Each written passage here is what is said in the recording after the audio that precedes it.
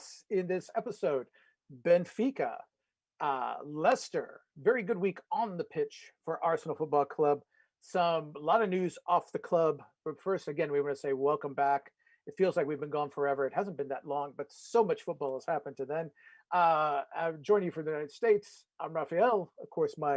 To my left on my video dial, the perennials, Sam. Welcome, Sam. Welcome back. Hello, Sam. mate. Good to see Hope you. everything's going well. Things Always are good to going be well. here. Things are going well. Of course, Ryan. Ryan, good to see you again. Thank you. Arsenal don't make me sad anymore. No. Let's begin again. Topics of the week. So many, but let's begin. Let's not let it get away.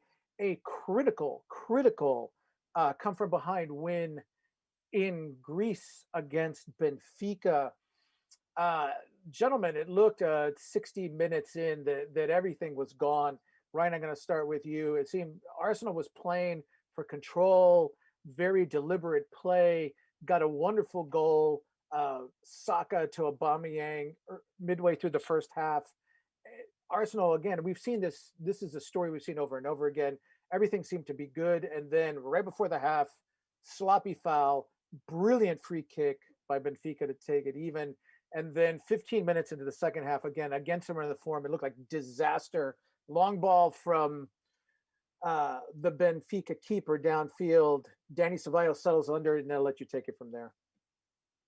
Yeah, he just tried to be way too clever with it. All he had to do was just head the ball away. They said he's tried to head it back to Leno, didn't get enough on it. Their striker's gone past Leno, scored a goal. And we're left reeling. But there was a comment in commentary during that game said, and I feel it as well.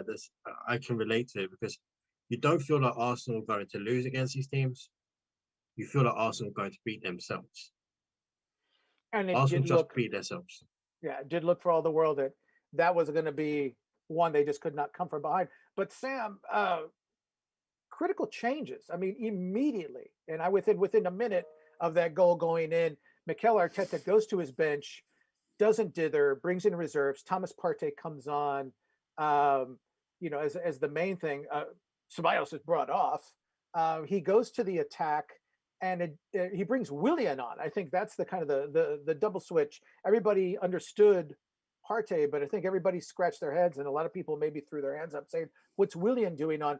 But he came through, and within 6 minutes, he and Kieran Tierney worked wonderful combinations and drew Arsenal even on the scoreboard. Yeah, Partey, I don't need to say much about this guy because obviously his talent is second to none.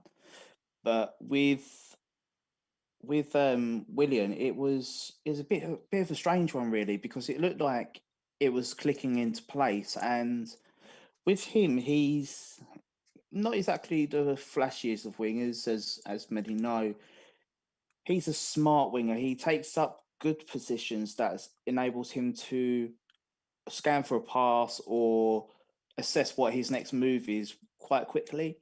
And I saw somebody say it looks like someone's hypnotized Willian to say, "You're the Chelsea Willian. You're the Chelsea Willian. You're not playing for Arsenal. You're the Chelsea Willian." And it seemed I don't know. It just seemed to click for him. And as we speak about Leicester even further, we'll be able to go into it a bit more. But I feel that he took up good positions in the Benfica game, and the pass to Tierney was very precise. He could have easily whipped that across, being low on confidence, but to pick Tierney out in that position and then Tierney doing the rest was just brilliant. And then that sent us on our way. Let's say a little bit more, Ryan. Kieran Tierney, again, he's got the ball not in the most advanced position, kind of at the edge of the box, but it seems like he took the ball and he just said, "I'm not giving this up. This ball is going into the goal." He worked really hard, worked his defender worked him the other way, created a crease and just blasted it cross goal to the far corner. And the timing coming just 6 minutes after Ceballos' mistake, he, just showing the resolve firing up everybody, windmilling, like, come on, come on. But just as important, he gave his team 30 minutes to chase a possible winning goal, which is critical because Benfica, even, we saw it when the second goal went in. Their manager was hugging the assistant. They were certain they had this one in the bag. They were playing a 2-3-5. I mean, we talk low block every week. This is a big block. Let's put it that way. Yeah, and credit goes to Arteta really, because he's brought on Willian when he had Pepe and Martinelli on the bench, and he could have easily just gone with the fastest player on the bench. But he's thought about it. He's seen the low block. He's seen there's not much space in behind, and he just needs a player that can work in between the lines, and that's what Willian did, and that's what Willian does. He worked in between the lines. He got the ball in dangerous position, set Tierney up. Tierney just the thing that strikes me is I saw it on Twitter. It was the meme of Michael Jordan. I took that shit personal, and He takes it and it's like personally, always. Tierney takes everything personally. If Arsenal are losing, you can pretty much bank on two players pulling Arsenal through. That's Saka and Tierney. One of them will always pull through for Arsenal, and at the moment they're both doing it, and I just can't believe both of them are playing at the level they are. Well, you just teed it up nicely because it took 20 minutes from the time of Tierney's goal. We're getting dangerously close to the end. 87th minute. Odegaard and Saka working the ball on the right. Saka creates a little space. Sam, beautiful cross, just room service cross, far post. Aubameyang, all he has to do is just nod it in. One of the easiest goals. Doesn't score many with his head, but that one is about as easy, almost impossible to mess that one up. Yeah, and Aubameyang, we're getting the Aubameyang of Dortmund days, one where he's in the middle of the pitch. He's able to take up smarter positions instead of having to come on the blind side of the fullback to then come on the blind side of the centre back in the middle. He's able to dart forward and then dart back. So one centre back thinks that he's going to be going forward. It also pulls them out of position a little bit, and then he darts around the back.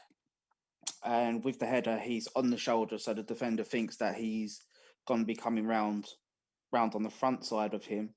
But the way that the ball was put in, that was never going to be happening. And he's made a dart round the back, staying onside, simple header. And this is the Aubameyang that people want to be seeing. And this is one that, moving forward, is one that's going to be very beneficial because he'll be in positions where he can isolate either centre back in the narrower areas of wider areas of the 18-yard line. And with that, he's able to then isolate and manipulate the ball to be able to do what he does best and to use the defender to effectively shape the shots. And with Ødegaard in behind him, Ødegaard is a natural passer, whereas Smith Rowe is more of a third-man runner. So if we got Ødegaard in behind him, Orba's going to be getting quite a lot of through balls being played through to him. It's just a case of a bit deeper, finding Ødegaard earlier in the pocket behind the midfield, so he's got that space to then turn and deliver that pass early. I've noticed he's not just doing that for Aubameyang. I know that you guys predicted it, that Odegaard being a more direct, and let's mention his name, a more Ozil style, looking to send his runners through. You said it, Aubameyang would benefit, and he has. But I've also noticed, Ryan, it's benefiting Saka as well. Odegaard really seems good at finding both of those guys, one on the left, one on the right, and it's really opened up the attack quite a bit for both of those players, and then they set each other up. So everything is to the benefit. I'm going to toss an idea at you. We don't like seeing them make mistakes. We don't like as they did in this match. But in some ways, having faced death, really, this was if they're out of Europa that soon, being at that point they were 11th in the table, the doom would have rained down on this club. Having pulled themselves out, in some ways, was that escape kind of, could that be a real long-term benefit for them emotionally? Yeah, I think it could be a huge turning point in the season because the mentality the team showed to literally drag us out of a bad situation, that could bode well for the rest of the season because you saw it against Leicester, 1-0 down in the first 6 minutes, but they came back. And that's the mentality that we want to see, that the never say die attitude. The we're not going to be turned over here. We're not going to be rolled over and just give you a result. We're going to fight for everything. And that's what we want to see from our team. We just want them to show a bit of passion, show a bit that they care, and that's what they're showing. And it starts with our captain. People say Aubameyang's not a real leader or whatnot, but after that goal he scored against Benfica, he was in the. I don't know if anyone else saw it. There's a video on Twitter. He's in the centre circle, G'ing everyone up, and that's all. That's all us fans really want, is to see that, to see the players doing that to each other, and Xhaka coming out and saying, "Oh, this is it. We move forward from here. We have to consistently do this." It could be a huge turning point in our season where we go on a good run of form now at the right time. All right, before we leave Benfica, let's talk about the good run of form. It really seemed like it could have continued against Leicester, but let's hold off for just 1 minute because I do want to talk about the bad with the good. So many good things. We were talking about this before we came on the air. We were talking about this during the match. What to do about Danny Ceballos? Real Madrid, Sam, has put a price on him. If Arsenal wants them, it's going to cost, I believe, 25 million euros. Is what their asking price. We know that they were ready to move him to I believe it was Sociedad. No, it wasn't Sociedad. It was No, Betis. Betis, Real Betis, his hometown club in the offseason. I mean, he would probably be placed there next offseason if Arsenal passes on him. There might be other suitors for him. I see a troubling. Now, you guys don't agree with this. I say there's a little bit of Mustafi in him. I mean, I would look at this and it's like he can have brilliant games, but in this one, he really was responsible for both of Benfica's goals. In case I kind of mindless, sloppy mistakes, he tries hard. He's a skilled player, but he seems kind of cursed at moments, and in the worst ways. It brings back memories of other players that we've just moved on. To me, anyway. Yeah, it's a very difficult one because there's good pros, but there's also bad cons. And with Danny Sparks, we've seen it this season. His performances have been very indifferent. Some games he can be absolutely superb. Other games he can be absolutely dire. The 2 goals that he gave away against Benfica, when I said on Twitter that he needs to do better because he nearly cost us the season, people instantly jump on that as saying that, oh, you're hating the player. No, I'm not hating the player. It's an objective view saying he needs to do better, which he does, because the free kick that he gave away was a very lazy challenge coming out to the player. He doesn't need to dangle his leg. You've got the defense behind you. You literally do not do that. It's basics of football. You just don't dangle your leg. You taught that from when you're about 5 years old. The second one, the less said about that, it's basics. You know that you are the last player between you and the goalkeeper. You need to head that ball forward, regardless of who it falls to, because your team is tracking back.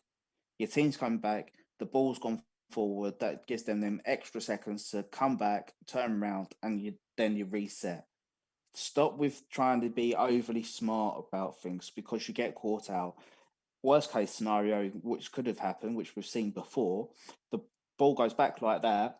Leno comes out, tries to make the challenge on the player, and he's off. Then we're down to 10 men. We've got to bring on the replacement keeper. I'm lost for words with it. But on the other side of that, with Danny Ceballos, yes, he's press resistant. He can link the play up very well. He's tenacious when he's in the mood. He's got an eye for a pass. He can set things from deep, but he's the one thing that he really lacks is the consistency of doing it. And for me, if you're going to be spending 25 million euros, for me, I think that's a bit too high for Danny Ceballos. If it's around 15, possibly I'd do it. Another thing, he loves the club, which is always an added bonus. But it's, yeah, as I say, it's a very difficult one. But if I was to have my way, you'd buy a version of Danny Ceballos, but not the Danny Ceballos that we've got now. All right, and tantalizing question. We're going to park that one for a moment because we do want to talk about squad rotation. It's an important question for the summer. So let's circle back to Danny Ceballos. Let's move to the happiness. They won the match. They pulled it out. And Ryan, as you were saying, they dug themselves out. They gave themselves life, and then 6 minutes into the match at Leicester City, put themselves right back into the hole. Talk about the stumbles, but then talk about how they got themselves out. Because again, it didn't take them long. It seemed like this time, because they'd won against Benfica, that when they went down a goal and it happened to them, it wasn't a shock. It happened to them at Villa. I think that this time they kind of shook them, looked at each other, and said, "Okay, not this time. This is a better club." Yeah, and I said it to Sam that we always look so lethargic and so slow out the doors after we've played in Europe. We always we start very slow, and that's what it looked like. Xhaka made the mistake of not controlling the ball properly, loses it to Tielemans. El Neni really should come across to cover, and he doesn't. Mari goes with the run instead of going to the ball, which is still the most dangerous option on the pitch, the ball. And I don't we're agree 1-0 with you down. in this scenario. Them. I don't agree with you in this scenario. Well, the ball is the most dangerous. Not in that one. The run was the most dangerous. He done the right initial thing. The second phase of that is where he didn't come out quick enough. No, but the second phase of that move is where he needs to come across. That's where communication needs to happen across the back line.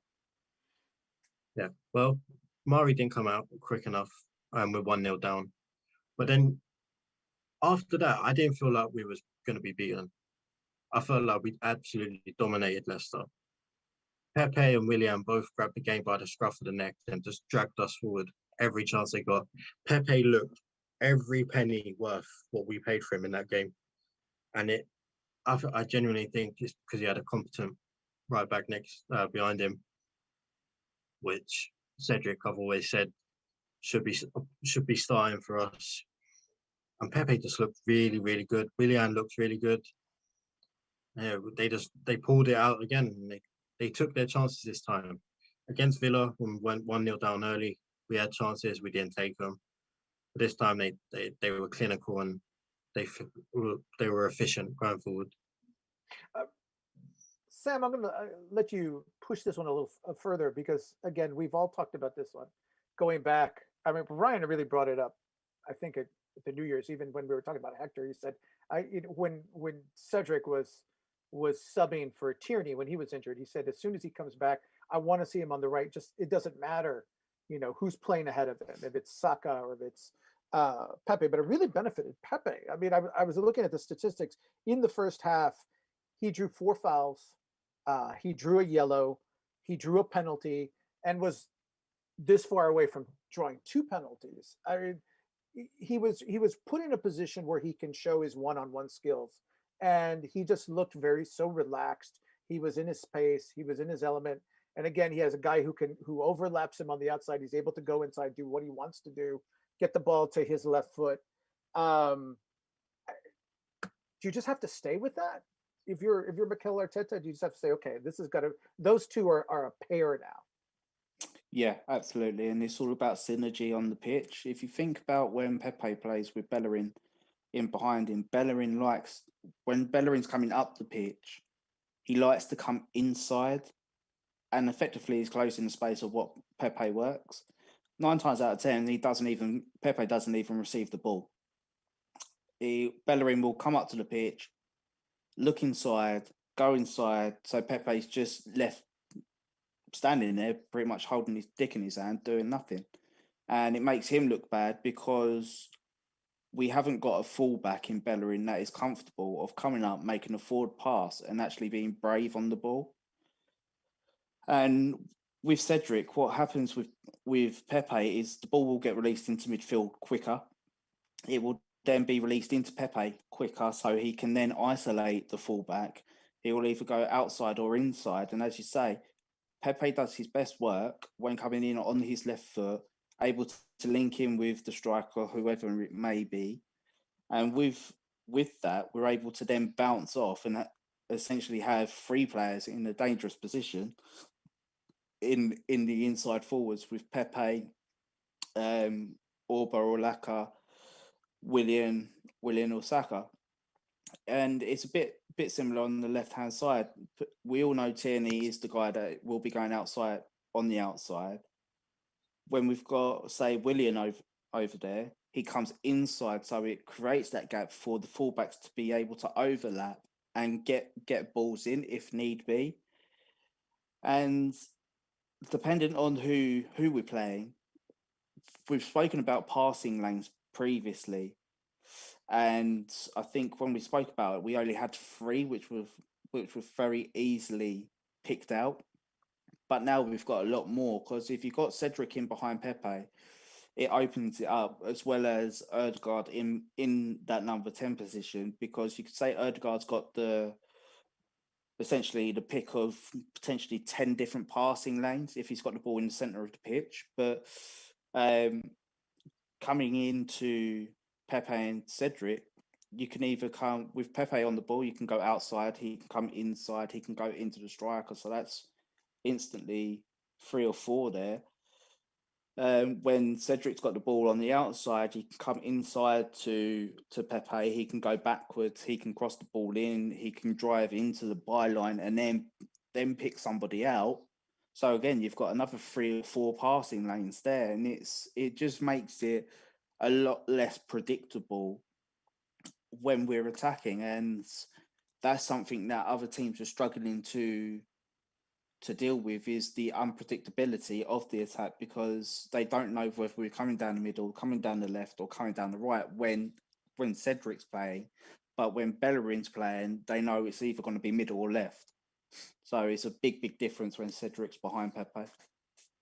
All right, now talking about Ødegaard, Ryan, he didn't start the match. Emil Smith-Rowe started the match, but had to leave. Looked like he had a soft tissue injury. I don't know if it was his groin or some abdominal strain, but he was not well. He just kind of sat after the first goal, or after, I believe it was Lacazette's penalty that put Arsenal ahead right about the half. This is something we feared, when he was kind of thrust in January, but he made the run. But Arteta was having to use him, and we knew this going into January, that they've got to find a replacement for him, because this is what could happen. And it was such a relief to see that when he did walk off the pitch, that here's Martin Ødegaard that can plug in, who's able to keep things going. Number one is fatigue a concern with you, with regards to Emil Smith-Rowe? But also, I've seen articles this week, the press, the London press, wondering if Arteta also needs to be very careful with Saka's minutes, which are pretty high. Yeah, I would be quite worried with both of them. They're both both have played a lot of minutes recently. I'm glad Saka got a full rest at the weekend and he's got all this week off. Because I don't know if you saw the interview with Jack Wilshere, but he basically said he regrets not taking a rest more often when he was 19. And look what happened to him. He didn't take a rest. He played every game, all week, every week, and he ended up getting numerous injuries. And we don't want that to happen to either of them. We've got to think about their long-term career at Arsenal as well as the short-term. And I understand that Saka is unplayable right now. He's probably the best player at the club on current form. But there's sometimes you just got to take the hit and be like, we kind of need you for the rest of the season, not just for the next few games. So with Smith-Rowe as well, I'm glad we signed a number 10. So I was banging that drum all the way through January, where I was like, if we keep playing him and playing him for 90 minutes each time, he's going to get injured. And we've all seen he's not exactly the most reliable player injury-wise to stay on the pitch. He's had his injury problems. So to have Martin Odegaard there was really reassuring. So I saw Tony Adams say some ridiculous things on Twitter or in an interview or whatever, and Sam battered him away by saying not having Odegaard there ready would have had Lacazette back in the number 10, and nobody wants to see that. Yes, and we were just moaning about that with cause, I think, during the early parts of the season. I'm going to stay with you though. We talk about he got a rest, Saka got a rest. Burnley coming up after that in succession, 3 critical matches: Spurs, West Ham, and Liverpool. 3 clubs directly above Arsenal on the table. Do you take this chance to give Saka another breather this weekend and maybe just say, okay, now you've got 2 weeks to recharge because we're really going to need you for this stretch?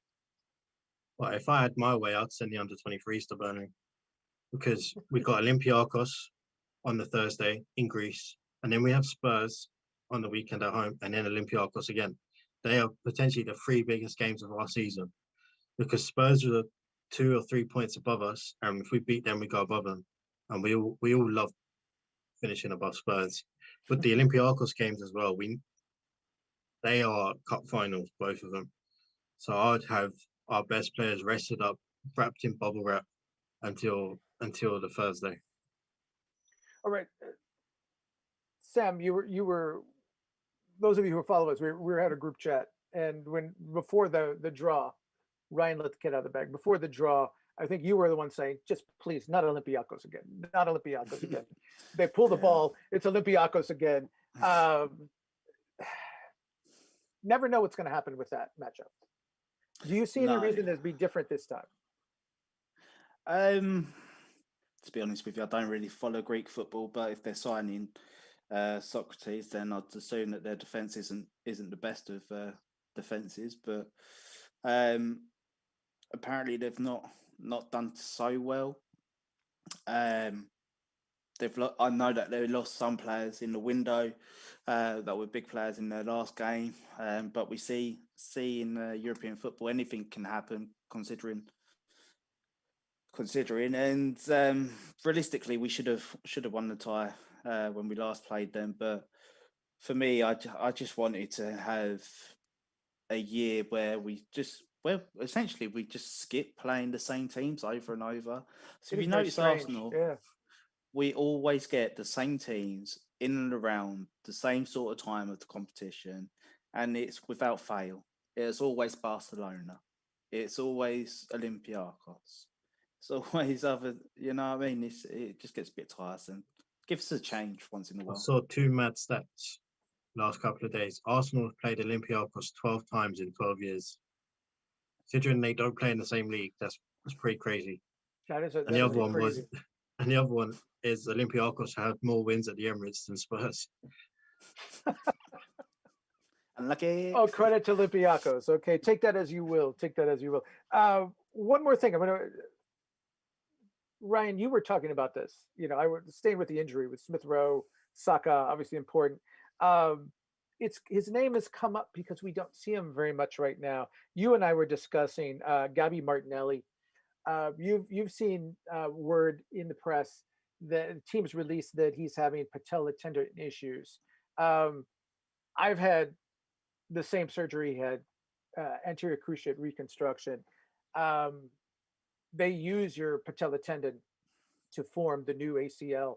That's a common malady when you're trying to come back, especially as we've seen. He was trying to come back and hit the ground running at 130%.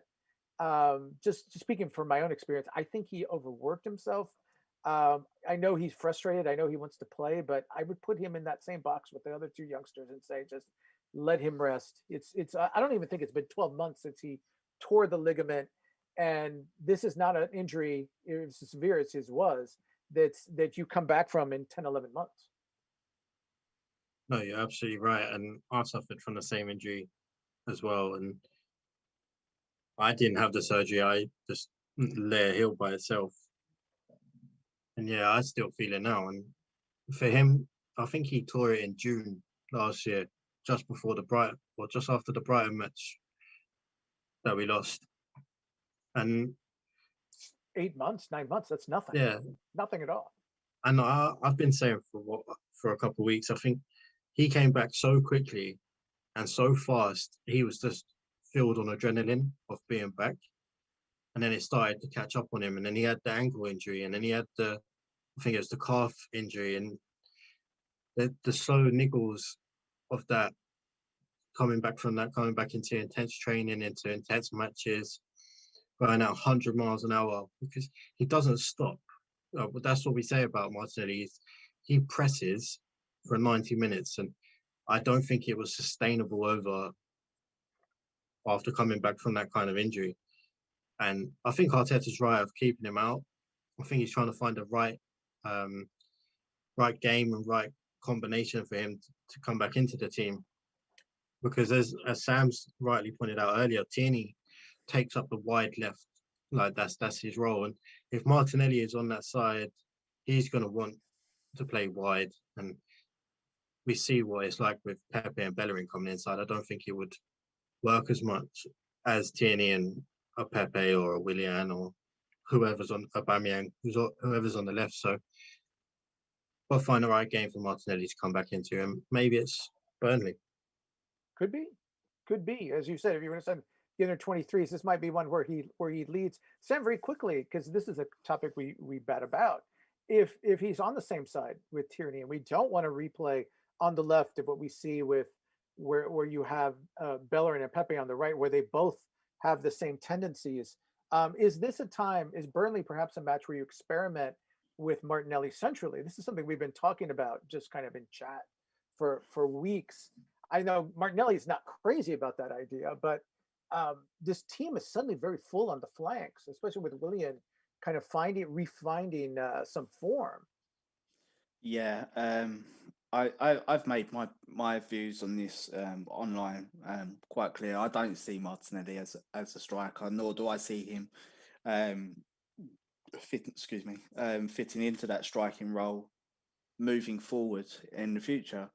Personally, I think that he will be a winger. He wants to be the winger, and I think actually with Tierney coming and overlapping, that does give Martinelli a bit more of a license to drift inside. So I think that will work a bit more than what Bellerin and Pepe would do, because you've got to take into consideration the footballer's IQs at this point as well. Bellerin, he's got a nice IQ of like 10 when it comes to him coming forward. But with Tierney, he's got the awareness of if he's coming forward and somebody's in that space, he'll do the underlapping run to pull somebody away. And say if Martinelli was on the touchline, Tierney would either go outside of him, so to run off the pitch, to then pull the defender away that way to allow Martinelli to come forward in a diagonal motion, or do an underlap where he'll get the ball and allow Martinelli to then run off from that position. So I would actually test at Burnley and them two out on the left together to see. Go ahead, Red. I was just going to say, I agree with you. I think Martinelli will play on the left eventually. I think when his game is more polished and he's better in tight spaces, where he can take the half space on the left and Tierney go on the overlap, I do think that will happen eventually. All right. Final word for you, Ryan. I don't want to leave this. I mean, it was a very good performance against Leicester. I think we have to tip our hat, because we haven't seen this much in a long time. A wonderful corner for a goal, for Arsenal's first goal. David Luiz, just set piece, executed superbly, wonderful. Everyone went forward. Luiz was on the left. He curled to the center. Lot of space. nobody around him, knotted it in, beat the keeper, clean and tidy, and suddenly they were rolling at that point. Yeah, and it wasn't a great ball in. Like Willian just put it in a place where you'd hope someone's attacking it, and David Luiz threw himself at it, put it in the back of the net. Good goal, good header, set us on the way, and then Pepe literally took it upon himself to buy Leicester by himself. All right, so in the post match, two again real gut wins, two falling behind, one late, one early, both times kind of shaking it off. Made us nervous in both matches, but 6 points, too crucial an advancement in the tournament. The aftermath, though, is something we see so much with this club, and let's be. I understand the criticism; they are still 10th at the table, but the two people that I think we should discuss, because it seems, at least to my eyes, they're not getting much respect. Sam, let's start with you. Let's start with on the pitch with Granit Xhaka. Ryan was pointing out he's there every week. His minutes are. Does he lead the club in minutes? I think he has to lead the club in minutes played this season. He's there or thereabouts. And again, he's had his issues with the trolls hitting his family. He seems to be doing a pretty stand-up job of it. Seems the club or his manager and his teammates are coming to his defense, but it's a fight. I don't think he should have to be fighting at this point. No, and this is the thing, is that people built up a persona of Granit Xhaka, and they'll make him a scapegoat, whether he will do well, whether he does bad on the pitch. Regardless, it's Granit Xhaka's fault. And if you take his, what was it, as a grab of the throat, wasn't it? Away where he got sent off. Oh yes, he pushed. Yeah, grabbed and pushed. Yeah.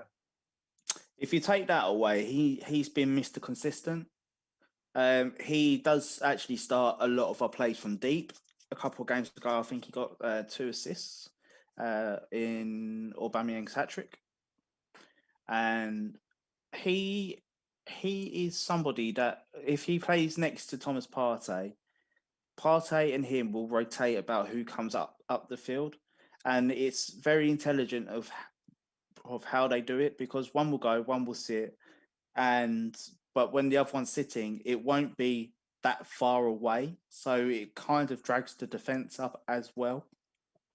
And with Granit, he is somebody that leads by example on the pitch. He will scream and shout at somebody if they're not doing the things correctly, and it is something that is really underappreciated. Yes, when he was captain, he done the horrendous things, swearing at the fans.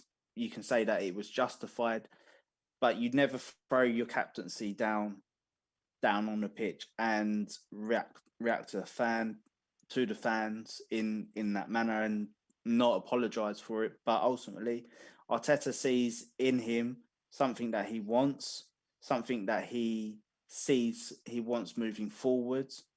And at the end of the day, Granit Xhaka is an Arsenal player. He's here to stay. He loves the club.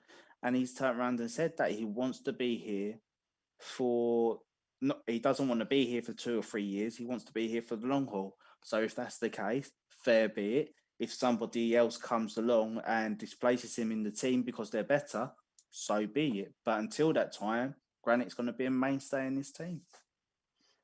Ryan, not just talking about his partnership with Partey, I've noticed that it seems as you watch him more that he's so crucial to Arsenal wanting to go forward and letting Tierney really just advance up the left side, because he drops in when Tierney goes up, he drops in. He's almost like the fourth. He keeps that a back four, and when they release the ball, when they go short, a lot of times if they're going left, it's through Xhaka, and he's able to just move the ball up. He seems so stable in that. So he's building a symbiosis in the middle, but he's also helping. He's kind of the anchor of everything that's attacking up the left side. Yeah, and it just backs up the point that Sam made, that Arteta likes having the balance of his team perfect. All the left footers on the left, all the right footers on the right, except for Pepe or Saka. So it works. And Saka creates so much from deep. He said the other day, he said the coach has allowed me to play my game, which is the game is in front of me. Where he's deep, he can pick the ball up and he can go with it. Arsene Wenger and Unai Emery both wanted Xhaka to play as a number 8 with his back to the play, and he just made mistakes from it because he's not the most mobile, he's not the most press resistant.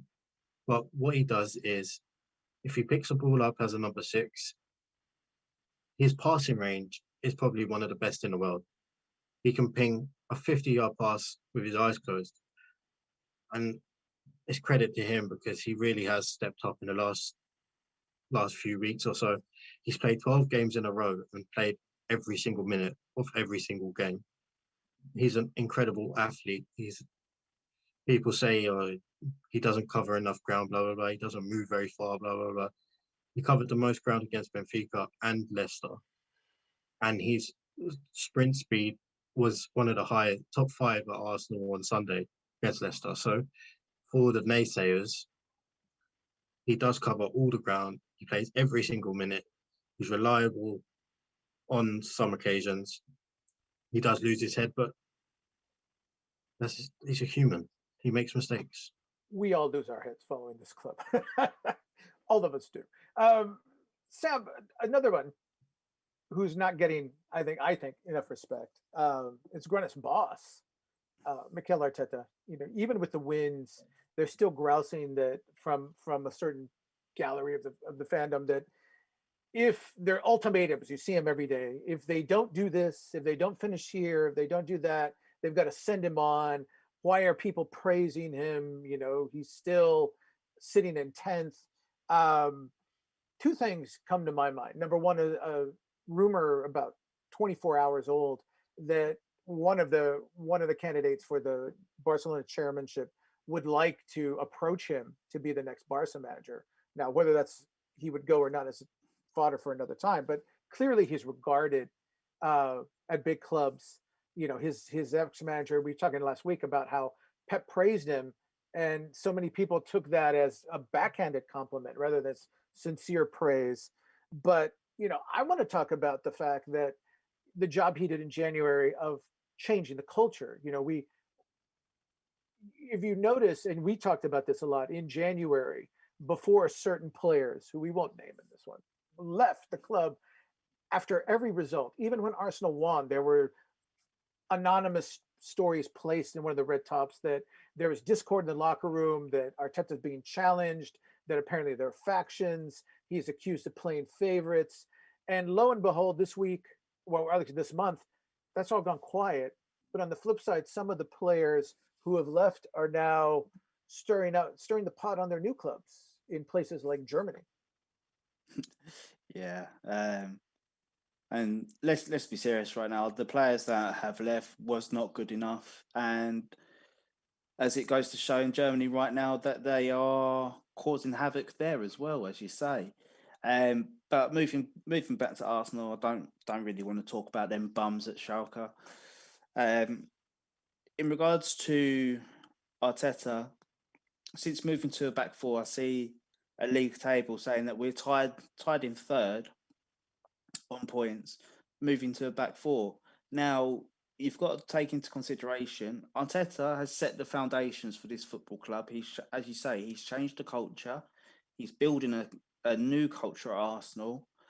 Everybody's buying into what he's doing. Why he's so highly regarded is because he's got a attacking philosophy. Whether people like crosses or not, it's an attacking philosophy. And the fact of the matter is that Arsenal are now built on a solid foundation. From defence, we've got a solid base, and that's ultimately what teams want, a solid base to then go forward and do the attacking work. Now, with us, we've been killed by our own individual mistakes. If we take them mistakes out, and considering the results of what it affected, you could say we could be in 5th or 6th by this point, hypothetically. But at the end of the day, we're not. We are where we are. We've got the foundations there, the groundwork's there. It's just a case now of moving forward and continuing with Arteta. Allow him to have that transfer window, so he's able to then build on the successful window that we had last summer, and to then really implement what he wants to do with a full pre-season. And what people need to realize is that this season he can't really get his full philosophy over because the amount of games and the amount of time that they're tucked in between each game. So if you take into consideration next season, you're going to have a lot more rest days, so he can do a lot more of the analysis with the players and fully prepare them even further than what they are now. So the foundation's there. It's just a case of putting more building blocks in place and waiting until that wall is fixed, which could be ahead of schedule if we keep performing how the the game since the back four progress. All right, let's wrap up now. Let's move to some mailbag questions because we received some questions from readers, from followers. Earlier we were talking about what do you do about squad rotation, and let's start with a rumor. It's not squad rotation. It's going to be a possible starting position. Rumor from Spain that Real Madrid are actually pleased with the job that Zinedine Zidane's doing. They want to retain him as their manager. There's some concern that he might leave after the end of the season because they fell so. I mean, they had a stumbling start. They fell so far behind Atletico Madrid. They seem to have stabilized. It seems, that the at least the new people like what they see. Now, all of us see that and immediately think, Ryan, oh, does this mean we keep Martin Odegaard? Because as we know, the reason, probably the main reason he's at Arsenal right now is that he and Zidane really did not get along. Zidane likes to play veterans. He's playing Luka Modric ahead of him. Obviously, Modric looks like he's in an extension. I don't know if he signed it or he's about to receive an extension. But if those two, if the manager and that player come back, it seems there's going to be very little room at the end for Martin Odegaard. And with only a season left on his contract, it seems like he's given himself some leverage. He's given Arsenal possibly some leverage if that rumor has some legs. Yeah, and I was just scrolling Twitter there, and there's a report that's come out in the last hour or so that Mikel Arteta is absolutely in love with Ceballos and Odegaard and wants Arsenal to open talks with Real Madrid as soon as possible for both of them. So, but yeah, I'd be on the phone to Real Madrid tomorrow morning and be like, I'll give you 30 million for Odegaard right now. I've been so impressed with him and his intelligence on the ball and off the ball, and he's been incredible. Not incredible, but he's been the difference maker. All right, another question. This is from Jacob talking about squad rotation, squad depth, the importance in the run-in, Sam, but also in the summer. I mean, we've talked a little bit about Willian. Actually, we talked a lot about Willian in this episode. Odegaard stepping in right when Smith Rowe needed a breather, kind of on the verge of breaking down. We're talking about Pepe stepping forward at a critical time. With Saka, looks like he's being overworked, possibly.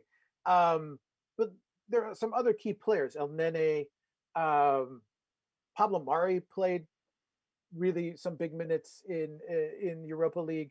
Any other players that come to mind who are vital for the run-in? Let's not talk about the summer just yet, but what about in the run-in? Who else sticks out for you as a vital piece going forward? Obviously, you'd have to say the young players, Odegaard, Gabriel Magalhaes is going to be a key component moving forward, I think. David Luiz as well, with his experience on the pitch. Yes, people can say that he's prone to a mistake, but ultimately he's a massive character and he's a leader in that locker room. So there, with the thing with our squad rotation is sometimes we know that the players coming in aren't good enough. We've seen Eddie Nketiah struggle. That's no fault of his own. It's just the way that the team's set up in certain games. You've got El Neni again. He can be a good player to have, dependent on who his partner is, because with El Neni, he recycles and retains possession very well. But the thing that lets him down is the forward passing. And that really hinders us when we're trying to build. So in terms of our rotation, yes, we've got players that can rotate. I'd be very careful in the amount of changes that are made, because, as I say, if you make too many, some of them just aren't up to standard. And if you then factor in the strength of the opponent that they're coming in against, you may get unstuck. But in the summer, some or majority will be on the way out. So yeah, they'll be on the way out. And as I say, it's about putting the right building blocks in place, not necessarily going out and buying a first team player. It could be buying an adequate rotational player. All right, Ryan, I'm going to let you bat some names around, but I'm going to throw up my candidate. Sam named some good ones. I want to give some love. I think you guys give him some, but I want to give him some more. Is this Cedric? I do think that, especially with Pepe coming back to life, and then with Saka, he seems to work well, far more consistently with the wingers in front of him that Hector has. And I think, in some strange way, playing so many minutes when Tierney was out, it just got him greased, as it were. He's oiled, he's ready, he's kind of up to speed. I've been impressed with his decision making as a right back. Not spectacular, but he seems. You guys have said it always. His decision making seems more sound. Yeah, he's just the more superior right back. He's great in tight spaces with the ball. He's comfortable with the ball at his feet. He's solid defensively. Very good in the final third. He makes the right decision more often than not. So yeah, can't really fault him or anything that he's done recently. So he's stepped up well. Anybody else in your rotational short list to say this guy is going to be really important? Maybe we haven't talked about him enough in this broadcast or previous pods. I'm going to go with Sam's favourite player, Alex Lacazette, because when Aubameyang's central, Lacazette doesn't play. But when Aubameyang needs a rest, Lacazette comes in, and you have to say he's put the ball in the back of the net more often than not this season. So got to hand it to him. Since we've actually signed a number 10, or we've played with a number 10, he's looked like a proper striker, and he's done well for us. So I think he's going to be important in towards the end of the season. All right, gentlemen. I mean, a lot we can say about summer transfers. I don't want to start this now. We're well into this pod. Let's wrap it up with this. It was injury time, set piece. Sam, give me a prediction for Burnley this weekend. Oh, I'd say 3-0 Arsenal. Right? Heart says 4-0. Head says 0-0. 0-0. Well, I know we know the kind of match Burnley is going to play. I'm going to split the middle. I'm going to say 2-0. But games at Burnley are never easy for this club. Burnley seems to find a way to kind of, again, get under the skin, frustrate this club. But I do think they've got so much confidence right now.